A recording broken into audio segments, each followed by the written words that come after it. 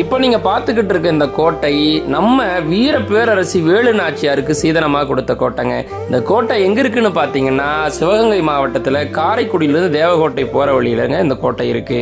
இந்த கோட்டையை சங்கராவதி கோட்டைன்னு சொல்றாங்க. கிபி 16ஆம் நூற்றாண்டுல ராமநாதபுரத்தை ஆண்ட சேதுபதி மன்னர் இந்த கோட்டையை கட்டுறாரு. முட்டை, கருப்பட்டி, கடுக்கா, சுண்ணாம்பு கலவையினால சுடாத செங்கலை வச்சு இந்த கோட்டையை கட்டியிருக்காங்க. முத்து ஒடுகநாதருக்கு வீர பேரரசி வேலு நாச்சியாரை திருமணம் செய்து கொடுத்த போது வேலு நாச்சியாருக்கு சீதனமா கொடுக்கப்பட்ட கோட்டை தாங்க இந்த கோட்டை. தமிழ்நாட்டில இருந்து ஆங்கிலேயர்களை ஓட ஓட விரட்டி அடித்த வீரப்பேரரசி வேலு நாச்சியார் வாழ்ந்த கோட்டை, போர் பயிற்சி பண்ண கோட்டை இன்னைக்கு அழிவுடைய விளிம்புல இருக்கு.